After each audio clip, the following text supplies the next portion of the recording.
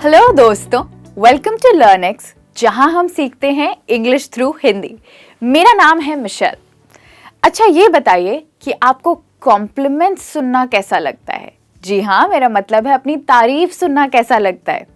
जब कोई मुझे कॉम्प्लीमेंट देता है तो मेरा तो दिन बन जाता है।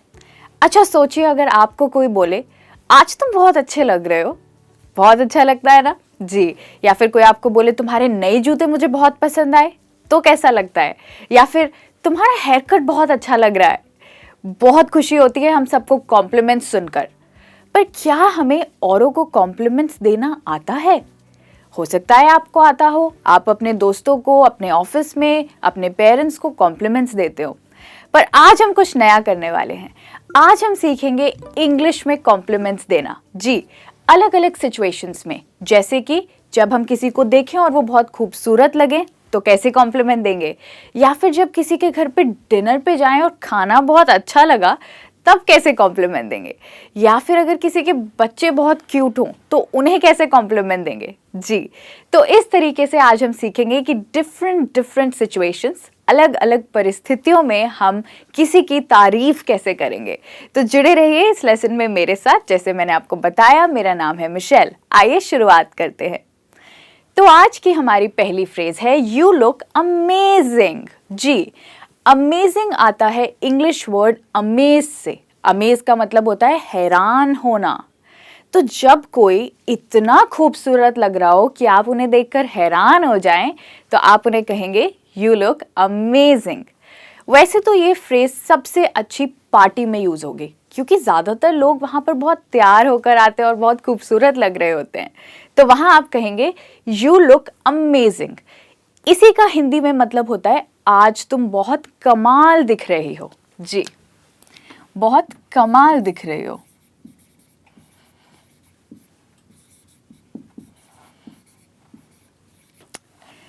तो इस फ्रेज को आप यूज करेंगे जब आप किसी पार्टी में जाएंगे। आगे बढ़ते हैं और अपनी अगली फ्रेज देखते हैं, वो है लवली शर्ट। वेल, अगर आपने किसी को एकदम देखा और आपको उनकी शर्ट बहुत पसंद आई तो आप देखकर कह सकते हैं लवली शर्ट। पर इसी फ्रेज को हम और अच्छे तरीके से कह सकते हैं। अगर आप इस फ्रेज में लवली शर्ट से पहले लगा देंगे व्हाट अ, तो ये फ्रेज और बेहतर लगेगी। जैसे कि आप कह सकते हैं व्हाट अ लवली शर्ट। इसका मतलब होगा कितनी अच्छी शर्ट है। Okay, what a lovely shirt. तो मेरे बाद बोलिए what a lovely shirt. Very good. आइए अब हम अपने अगले फ्रेज पर बढ़ते हैं, और वो भी एक सवाल है। Where did you get it जी। अब आपको किसी की शर्ट बहुत पसंद आई और आपको लग रहा है कि वो बहुत अच्छे दिख रहे हैं, तो आप भी शायद वही शर्ट खरीदना चाहें जी। यही पूछने के लिए आप उनसे कहेंगे where did you get it. इसका मतलब है कहाँ से लाए। ओके,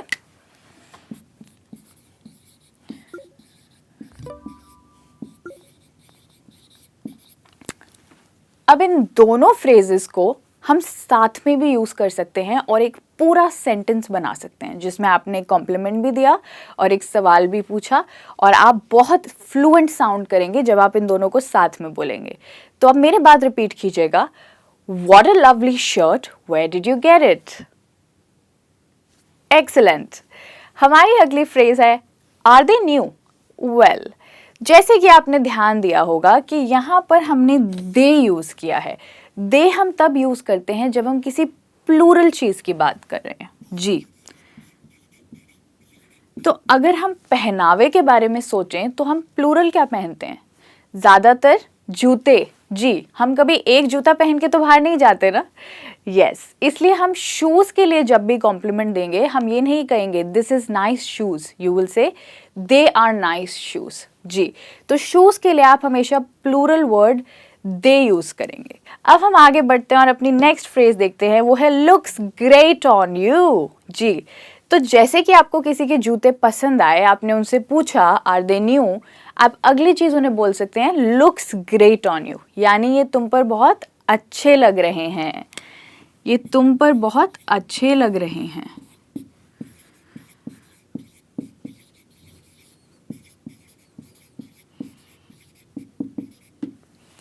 आप इन दोनों को साथ में भी बोल सकते हैं, are they new, looks great on you. Okay, कभी ऐसा हुआ है आपके साथ कि आपने किसी को देखा और आपको लगा अरे इस पर ये कलर बहुत सुंदर लगता है? जी, अगर आपको किसी पर कोई कलर बहुत पसंद आ रहा है तो आप कह सकते हैं this colour looks great on you. जी, मेरे बाद बोलिए, this colour looks great on you. Very nice. अब हम आगे बढ़ेंगे और देखेंगे हमारी अगली फ्रेजेस। तो मैं आपको ये बताना चाहूँगी कि हमारी पहले की कुछ फ्रेजेस जो हमने अभी सीखी हैं, ये किसी की अपीयरेंस यानी जैसे वो दिख रहे हैं उसके बारे में कॉम्प्लीमेंट देने के लिए। हमारी अगली फ्रेजेस को हम तब यूज़ करेंगे जब हम किसी के घर पे डिनर पे जाएंगे और उनका खाना बहुत अच्छा लगेगा। तो उसके लिए पहला वर्ड है डिलिशियस। जी, अगर आप थोड़ी बहुत इंग्लिश जानते हैं तो आपको पता होगा कि डिलिशियस का मतलब होता है स्वादिष्ट।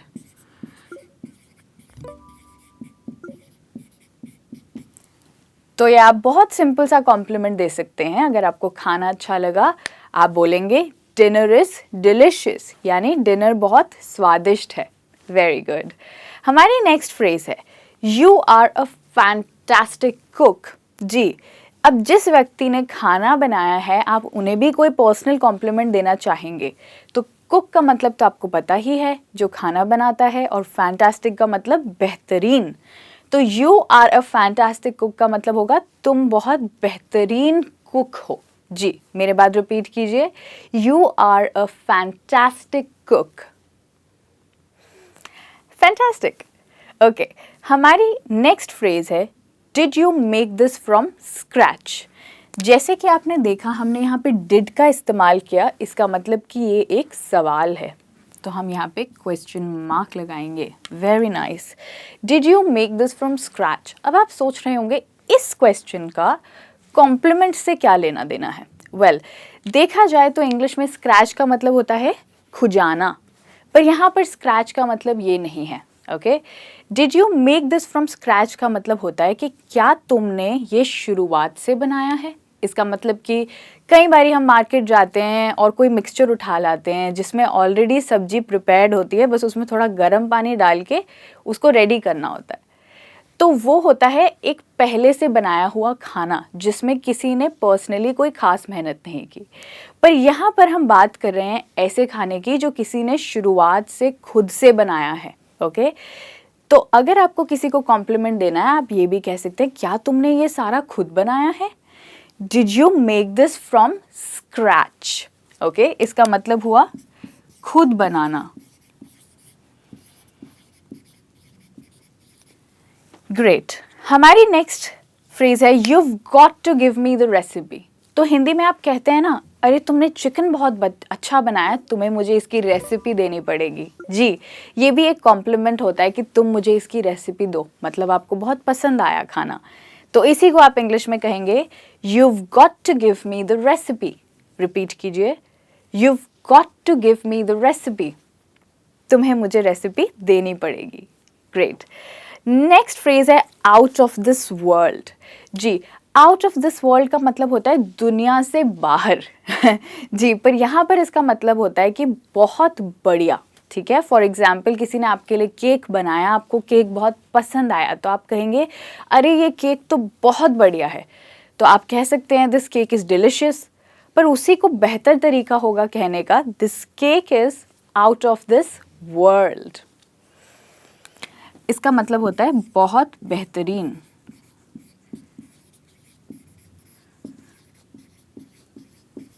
ग्रेट।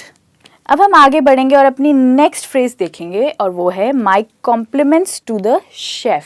जी, इसका मतलब होता है कि शेफ़ को मेरी बधाई। तो यहाँ पर शेफ़ हमें पता है वो होता है जो किसी होटल में खाना बनाता है, पर जब आप किसी के घर पर जा रहे हैं और वो आपके लिए खाना बना रहे हैं, उनको कॉम्प्लीमेंट देने के लिए आप उन्हें भी शेफ़ बोल सकते हैं। आप कह सकते हैं my compliments to the chef, यानी शेफ़ को मेरी बधाई। तो कॉम्प्लीमेंट्स का यहाँ पे मतलब हुआ बधाई। ग्रेट। तो अभी हमारा लेसन ख़त्म नहीं हुआ है। अब हम किसी के घर पर डिनर पे गए, खाने की तारीफ़ तो कर दी, तो क्या आप उनके घर पर जाकर उनके घर की तारीफ़ नहीं करेंगे। जी, ये कहने का बहुत सिंपल सा तरीका है नाइस अपार्टमेंट, यानी तुम्हारा घर बहुत अच्छा है। अब अगर कोई व्यक्ति अपार्टमेंट में रह रहा है तो आप अपार्टमेंट कहेंगे, ओके। यानी कोई फ्लैट जो कि बिल्डिंग में एक फ्लैट हो उसको हम अपार्टमेंट बोलेंगे। या फिर आप कह सकते हैं नाइस हाउस, ओके। अब घर में आपको क्या पसंद आया? हो सकता है आपको घर में डेकोर पसंद आया हो। डेकोर क्या होता है? ये देखिए यहाँ लिखा है love the decor, okay. Decor होता है एक इंग्लिश वर्ड का छोटा सा पार्ट। वो इंग्लिश वर्ड है डेकोरेशन। जी, आपने डेकोरेशन सुना होगा, मतलब घर की सजावट। तो यहाँ पर हमने लिखा love the decor. Love the decor का मतलब होता है मुझे घर की सजावट बहुत पसंद आई। सजावट।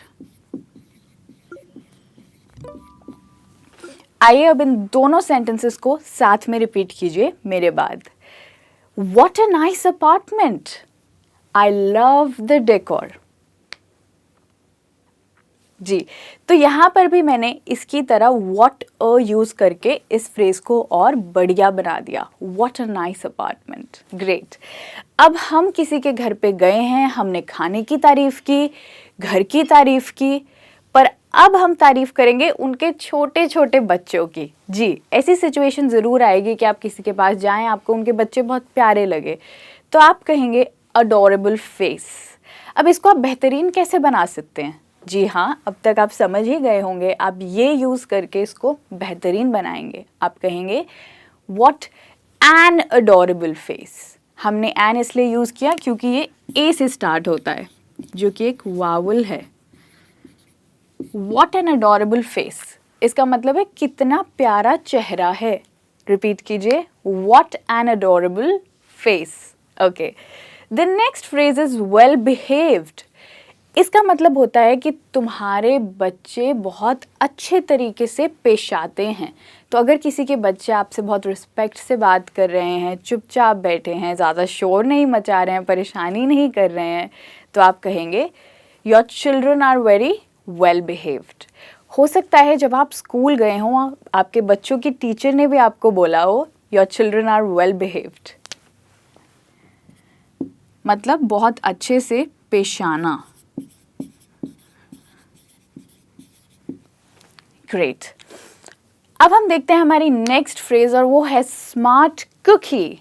वैसे तो कुकी का मतलब होता है बिस्किट, पर अब बिस्किट का और बच्चों का क्या लेना देना?